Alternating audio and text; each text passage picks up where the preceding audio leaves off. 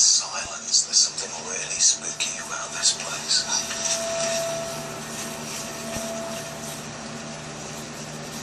Now abandoned, this house was once used as a base by Calabrian criminals.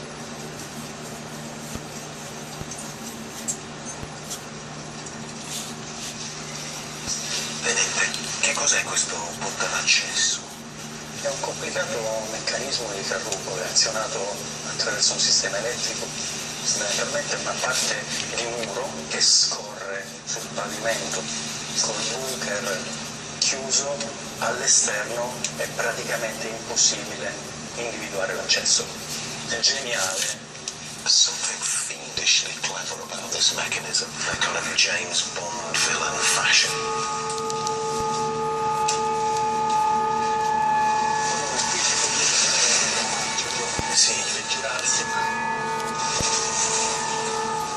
The concealed entrance leads to a narrow passage.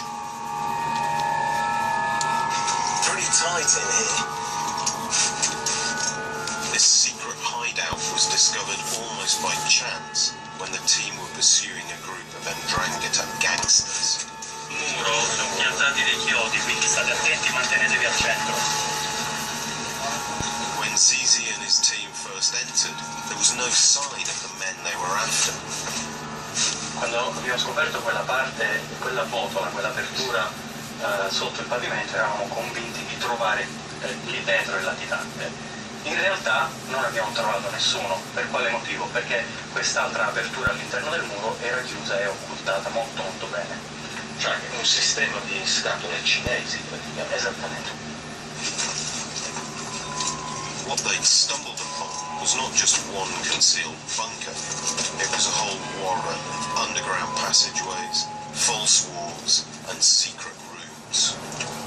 Dall'interno del bunker siamo passati all'interno di una vera e propria rete di cunicoli che porta in direzioni differenti. Una all'interno delle fogne, in un'altra direzione, attraverso un tunnel di circa 30 metri, arriviamo in due abitazioni differenti e nella quarta direzione andiamo all'interno di un'altra abitazione. The tunnels fan out under the village, linking hideouts and escape routes. So the tunnel system was a kind of map of the Ndrangheta network in this village. It's a claustrophobic maze, completely disorientating.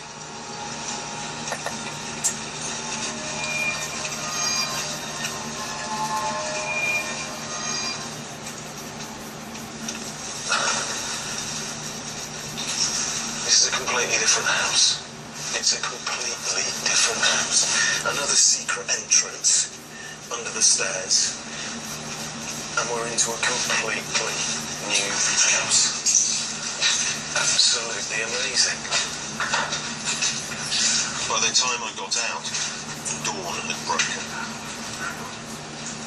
We came in somewhere over there. But when the Cacciatori got into the first part of this system, there were 6 people in there. The Cacciatori had surrounded the whole area, and there was a chase through this bunker system with its different exits, each Cacciatore having to follow a different Ndranghetista as he made his escape. 3 of the Ndranghetisti got away, and having been through that system of tunnels, I can really see why. Building this subterranean labyrinth was a major enterprise. Somebody must have noticed all the work going on, but not a soul told the authorities. For more than a century, the men of the Ndrangheta have been the undisputed authority in these mountain villages. To understand the nature of their dominance, you need to understand the geography of Calabria. And that means taking to the air.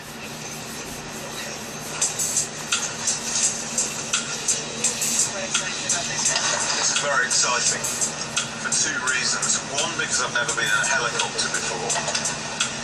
And 2, because now we're going to see some of the wildest parts of Calabria from the air.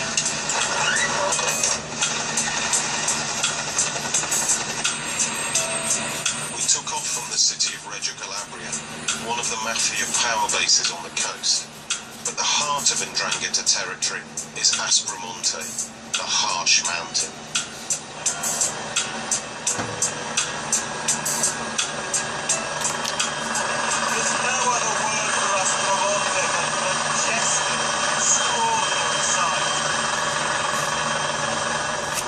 Aspromonte is inaccessible.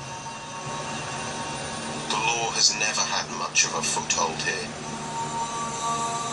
The 'Ndrangheta is a secret society of criminals, and for a long time these remote mountain settlements have been its fortresses.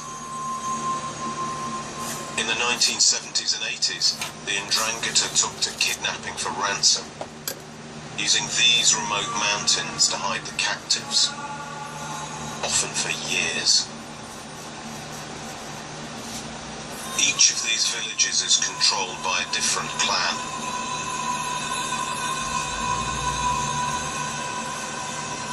If you know where to look, it's not hard to see who's in charge. We're about to fly over a villa that an 'Ndrangheta boss had built for himself, and he wanted it to look exactly like Tony Montana's villa in Scarface, the movie. I suppose all gangsters are gangster wannabes at heart.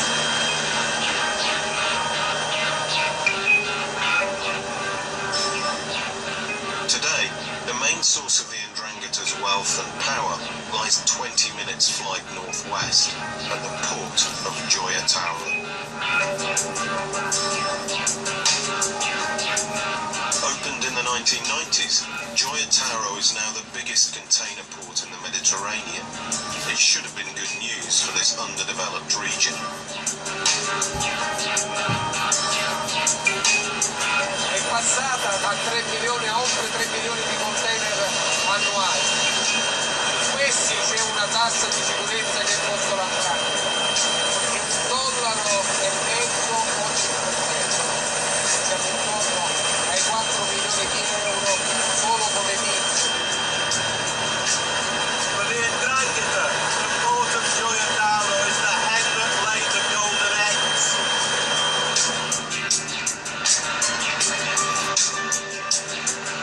Extorting a protection payment on every container is just the start. The main illegal business here is smuggling.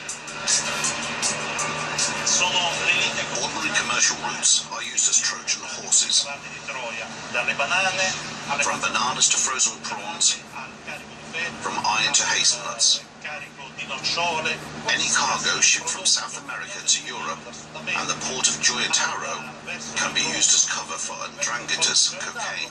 Può diventare un carico di copertura per la cocaina della 'Ndrangheta. Thousands of containers pass through the port every day. It's impossible to check and scan more than a handful of them. The best chance of catching a cocaine shipment is through intelligence on the ground. But even there, the criminals are often one step ahead. La 'Ndrangheta The 'Ndrangheta plant their own men in the port, just like we watch them. They watch us. The sheer scale of this place is awe-inspiring. The ships are like tower blocks. The piles of containers go on for kilometers. And if you think that a big load of cocaine is about the size of a wardrobe, makes it very clear that the old cliche about looking for a needle in a haystack just doesn't come close. It's estimated that no more than 20% of the cocaine coming through the port is intercepted by the authorities. But even that amounts to an impressive haul. All'interno di questa cassaforte abbiamo parte della cocaina sottoposta a sequestro il 6 ottobre 2011, costituita da una partita di ben 520 kg di cocaina, purissima, direttamente proveniente dal Sud America. Era stata ritirata all'interno di un container, il soggetto arrestato era stato colto in flagranza di reato mentre tentava di trasportare all'esterno dell'area portuale questa partita di cocaina. Questo è circa 1 chilo di cocaina. Ma questo quanto vale? Se lo vendiamo così puro sono circa 120.000 euro. Se lo vendiamo tagliato 3 o 4 volte, quindi moltiplichiamo 100.000 euro per 2, 3 o 4 volte. 100,000 euros just for that. Just for that. And look at it. This is a whole wardrobe full of the stuff. La partita complessiva ha un valore di circa 135 milioni di euro se fosse giunta al mercato finale. Quindi noi abbiamo tolto dal mercato finale 135 milioni di euro di introiti alla 'Ndrangheta. And that's not all. Come potete vedere in questa stanza non abbiamo più la disponibilità di armadi blindati per... Scusami, sento un odore strano. L'odore acre degli acidi utilizzati per la produzione della cocaina. 3 tons of pure cocaine have been seized here in the last 2 years. And of course this is only a tiny part of the total amount of cocaine that's flooding through the port of Gioia Tauro. This is quite extraordinary. The Calabrian Mafia, the 'Ndrangheta, is today the biggest cocaine trafficking syndicate in Europe. The trade is global, but some of the profits end up close to home. Overlooking the port is the town of Rosano, home to one of the 'Ndrangheta's most ruthless cells, the Pesce clan. Pesce sono una cosca che ormai esiste, è operativa, è padrona del territorio da almeno 60 anni. Carabinieri Special Agent Giuseppe Lumia knows more about the Pesce clan than anyone. Pesce hanno il controllo della quasi totalità delle attività della vita globale di Rosarno. Da decenni vivono questo territorio spremendo tutte le risorse che riescono.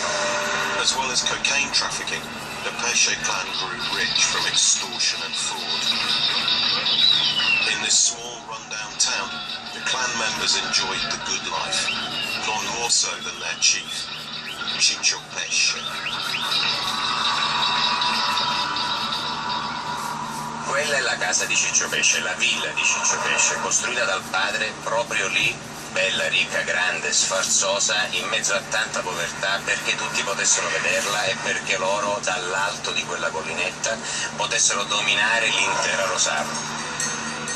È una vera fortezza con mura perimetrali alte più di 3 metri, completamente circondata da telecamere. È impossibile avvicinarsi lì senza essere visti. The house occupies a position like a baron's castle in the old days. At 30 years of age, Ciccio Pesce became the youngest known boss of an 'Ndrangheta clan. His swift rise to power was witnessed by a man who has since become one of the very few Calabrian mafiosi to turn state witness. For security reasons, we can't reveal his identity. We'll call him Tony. What kind of man is Ciccio Pesce? I've known him since he was a child, Ciccio Pesce.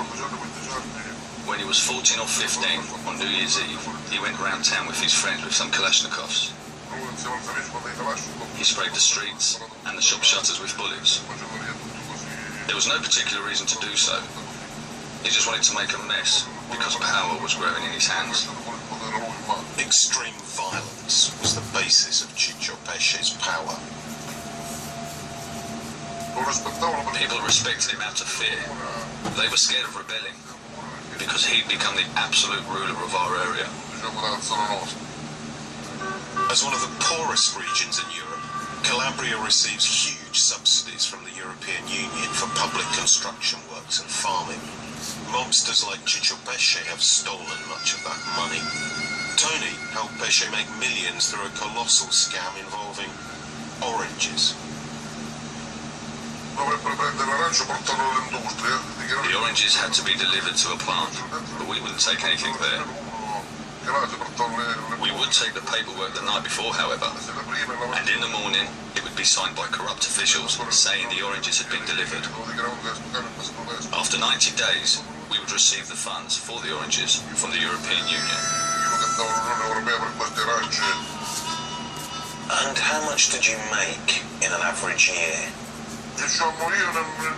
I was small fry, but in a good year I could make 300,000–400,000 euros from oranges. And a boss like Ciccio Pesce, how much would he make? Someone like Ciccio Pesce, who owned the farms, the plants, the transport companies, everything. He'd make, out of the oranges scam alone, some 5 to 6 million euros euros a year. The clan would invest the money in drugs and weapons, and they would double it, even treble it,